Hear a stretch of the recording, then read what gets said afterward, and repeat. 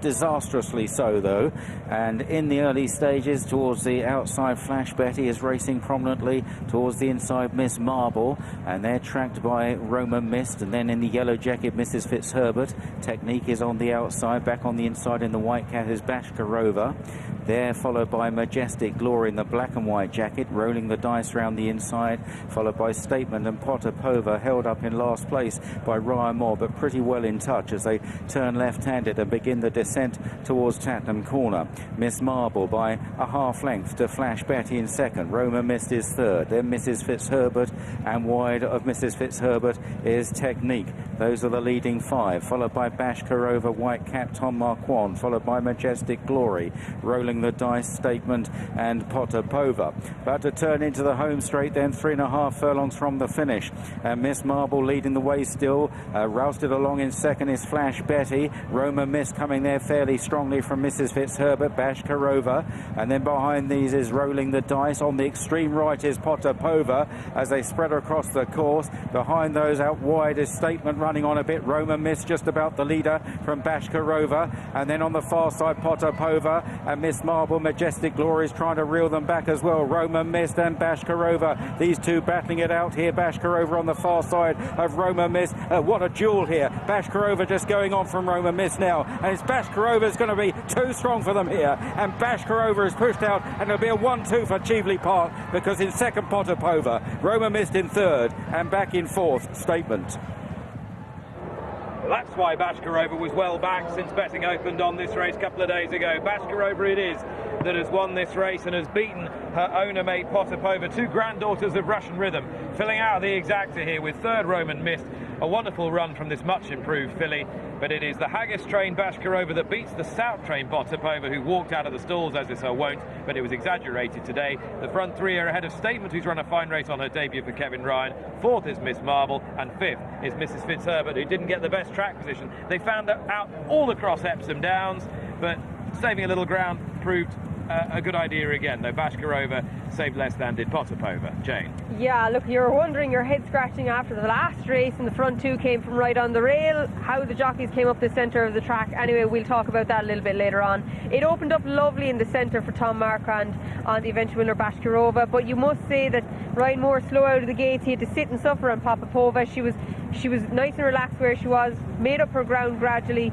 Well done to Tom Moore. Roman Mist has run a cracking race, but Tom Marquand is strong, and he wasn't for passing Martin. Yeah, and the slightly easier ground conditions have helped this filly. She's obviously come forward from Goodwood, and she's shown a good attitude, hasn't she? But it was clear on that head-on shot again that the first three home were all right-hand side of the screen, right across the track, furthest towards the inside, and anything down the middle nearer the stand side was struggling.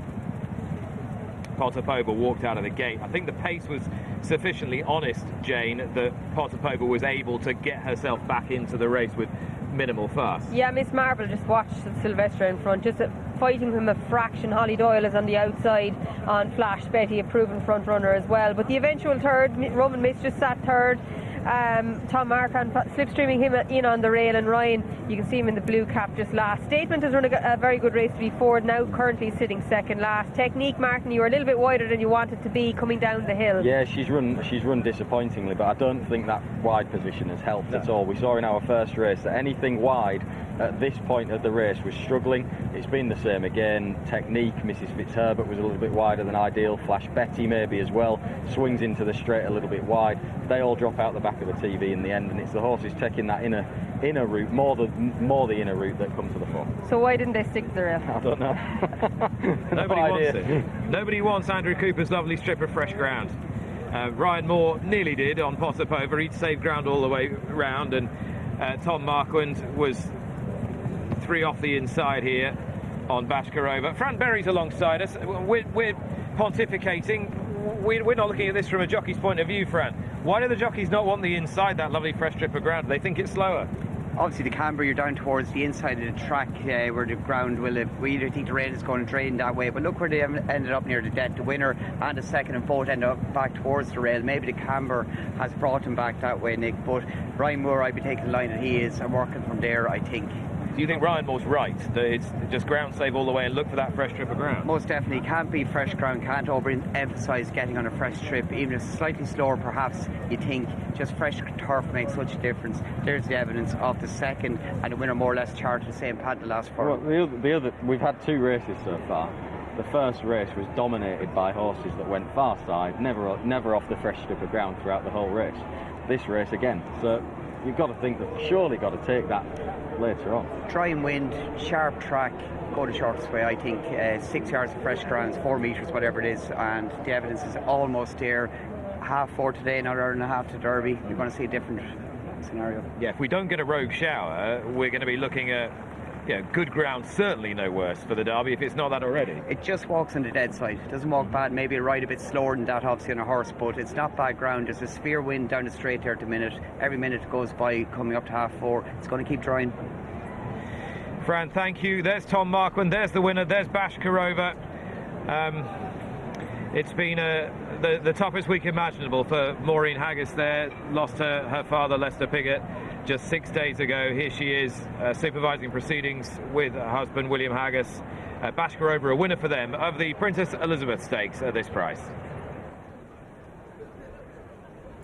She was 2-1 and favourite from Potapova, 11-2, also in the Cheveley Park Silks, and Roman Mist 12-1. The winner getting a quote of 7-1 now from 12 to the Duke of Cambridge, and you half fancy that certainly the Cheveley Park fillies and maybe a couple of the others will be bound for Royal Ascot and the Duke of Cambridge. We shall see. Bashkirova has won the first group race.